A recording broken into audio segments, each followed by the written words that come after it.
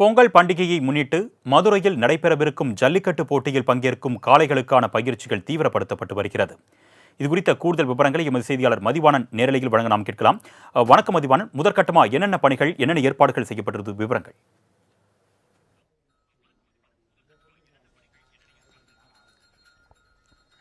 வணக்கம் அருணேஷ்.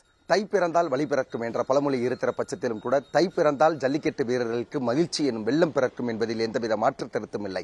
அதுபோலத்தான் மதுரை மாவட்டத்தில் வருகிற ஜனவரி 14, 15, 16 ஆகிய 3 நாட்களில் தொடர்ந்து ஜல்லிக்கட்டு எனும் பெரும் திருவிழா நடைபெறுகிறது என்றே சொல்லலாம். அதனுடைய அடிப்படையில் அனைத்து முன்னேற்பாடுகளும் மதுரை மாவட்ட நிர்வாகத்தின் சார்பாக எடுத்து வரக்கூடிய சூழ்நிலையில் ஜல்லிக்கட்டு வீரர்கள் மற்றும் அதே போல மாடுகளை வளர்க்கக்கூடிய அந்த மாட்டினுடைய உரிமையாளர்கள் அனைவரும் மிகுந்த மகிழ்ச்சி கடலில் ஆழ்ந்து கொண்டிருக்கின்றனர். இன்னும் சில தினங்களே இந்த நாள் இருக்கிற காரணத்தினால் அனைவரும் தங்களது காளைகளை தயார் பணியும் ஈடுபட்டுக் கொண்டிருக்கின்றனர். காளைகளை பொறுத்தவரையில் எவ்வாறு தயார்படுத்துகிறார்கள் என்று சொன்னால், தினந்தோறும் நடைபயிற்சி என்பது கிட்டத்தட்ட 3 மைல் தூரம் அந்த காளைகளை அழைத்துச் செல்வது என்பது வாடிக்கையான ஒன்று.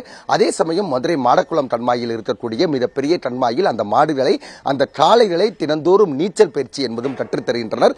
அதே போல மண்குத்து பயிற்சி என்பது ஒரு முக்கியமான பயிற்சி. அந்த பயிற்சி தான் களத்தில் இந்த காளைகளுக்கு மிகப்பெரிய உதவியாக இருந்து கொண்டிருக்கிறது. குறிப்பிட்டு சொல்ல வேண்டும் என்று சொன்னால், அந்த மண் குத்து பயிற்சியின் மூலமாகத்தான் அங்கே இருக்கக்கூடிய வீரர்களை பந்தாடுகிறது அந்த காளைகள் என்று சொல்லலாம். அதனுடைய அடிப்படையில் தினந்தோறும் முன்னேற்பாடுகள் மற்றும் பாதுகாப்பு நடவடிக்கைகளை மதுரை மாவட்ட நிர்வாகம் எடுத்து வரக்கூடிய சூழ்நிலையில் இங்கே இருக்கக்கூடிய காளையினுடைய உரிமையாளர்களும் தங்களது காளைகளை பயிற்சிகளுக்கு தயாராகி செய்து வருகின்றனர். ஜல்லிக்கட்டு போராட்டம் என்பது போராட்ட களத்தில் ஒரு மிகப்பெரிய போராட்ட களமாக இருக்கும். இந்த ஜல்லிக்கட்டு போட்டியை ஒரு காலகட்டத்தில் நிச்சயமாக தடை செய்ய வேண்டும் என்ற பீட்ட அமைப்பினுடைய அறிவுறுத்தலின் அடிப்படையில் நீதிமன்றம் வரை சென்று இந்த தடையை உடைத்தெறிந்துதான் தற்சமயம் இந்த ஜல்லிக்கட்டு விளையாட்டானது கிட்டத்தட்ட 6 வருடங்களுக்கு மேலாக எந்தவித தடையின்றி நடைபெற்று வருவது குறிப்பிடத்தக்கது. தற்சமயம் அந்த ஜல்லிக்கட்டு போட்டிகளை தயார் செய்யக்கூடிய அந்த காளைகளுடைய உரிமையாளர் நம்முடன் இருந்து கொண்டிருக்கிறார். அவரிடம் கேட்பதற்கு பல கேள்விகள் இருந்து கொண்டிருக்கிறது. காளைகளை வளர்ப்பதற்கு என்ன விதமான செலவுகள் உங்களுக்கு ஒவ்வொரு நாளும் ஏற்படுகிறது, அதே போல என்னென்ன விதமான சவால்கள் இருக்கிறது காளைகளை வளர்ப்பதில்? போட்டி தான் அதிகமாக வரும். மாடு வளர்ப்பு போட்டி தான் அதிகமாக வரும். பிடிக்கிறது தான் நாங்கள் மாடு வச்சுருக்கோம். எங்களுக்கு ரொம்ப பிடிச்ச அவனியாவரம் மட்டும்தான் அவுப்போம். அவனியாவரம் அலாங்கனூர் பழமேடு. நாங்கள் ஒரு விவசாய மக்கள் தான். எங்களுக்கே டோக்கன் அதிகமாக வர்றதில்லை. இப்போ அரசியல் தான் ரொம்ப அதிகமாக பண்ணிக்கிருக்காங்க. அதாவது இப்போ ஆன்லைனை கொஞ்சம் தவிர்க்கணும். மற்றபடி இந்த காளைகளை வளர்ப்பதற்கு ஒவ்வொரு நாளும் என்ன செலவுகள் வருது, நீங்கள் என்ன வேலை பார்த்துறீங்க, எப்படி இந்த செலவுகளை நீங்கள் சமாளிக்க முடியுது? நாங்கள் சென்ட்ரிங் வேலை பார்க்குறோம். 1000 ரூபா ஒரு நாளைக்கு சம்பளம்.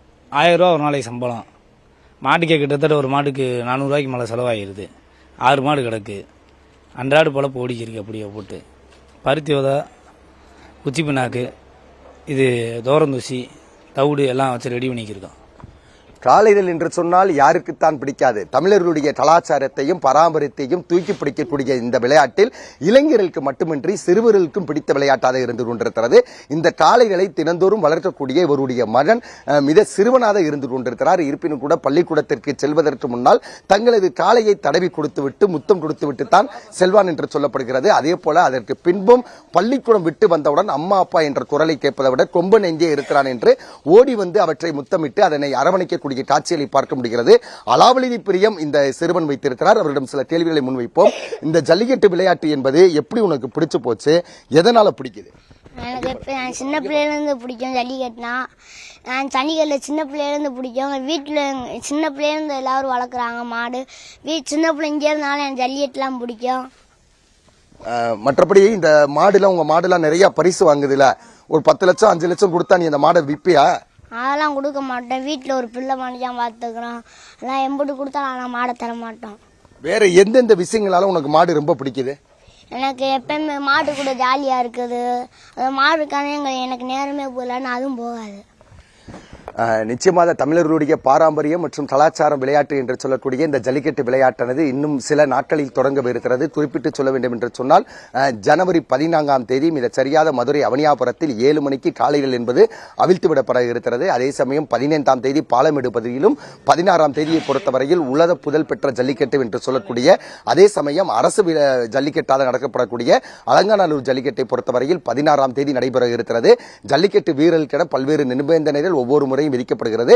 அதனுடைய அடிப்படையில் நாம் பார்த்தோமானால் ஜல்லிக்கட்டு வீரர்களுக்கு பொறுத்தவரையில் எந்த விதத்திலும் மதுபானம் உள்ளிட்ட போதை வஸ்துகளை அனுபவித்து உள்ளே வரக்கூடாது. அதே சமயம் அவர்களுக்கு நிச்சயமாக காயத்தினுடைய சுவடுகள் இருக்கக்கூடாது போன்ற பல்வேறு விதிமுறைகள் இருந்து கொண்டிருக்கிறது. அதே போல காளைகளுக்கும் விதிமுறைகள் என்பது ஒதுக்கப்பட்டிருக்கிறது. அவற்றினுடைய விதிமுறைகளை நாம் பார்த்தோமானால் அவர்கள் நிச்சயமாக காளைகளை பொறுத்தவரையில் 5 அடி உயரம் இருக்க வேண்டும், 4 பற்கள் முளைத்திருக்க வேண்டும், கொம்புதல் என்பது எந்த விதத்திலும் கூர்மையாக இருந்துவிடக்கூடாது. பல்வேறு நிபந்தனைகளோடு ஜல்லிக்கட்டு போட்டியானது கிராம கலாச்சாரத்தோடு கிராமிய வாசனை மனமணக்க வருகிற 14ஆம் தேதி தொடங்கவிருக்கிற இந்த ஜல்லிக்கட்டு போட்டியை காண்பவிருப்பதற்கு ஏராளமான கிராமத்து மக்களுமின்றி மதுரை மாவட்டத்தை சுற்றி இருக்கிற லட்சக்கணக்கான பொதுமக்களும் அங்கே சென்று பார்வையிடுவதற்கான வாய்ப்பு இருந்து கொண்டிருக்கிறது. அதே போல வெளிநாட்டு பயணிகளும் வருகை தந்து ஒவ்வொரு முறையும் அந்த ஜல்லிக்கட்டு திருவிழாவினை ரசித்து செல்லக்கூடிய வாடிக்கையான நிகழ்வு என்பது இருந்து கொண்டிருக்கிறது. அருணேஷ்.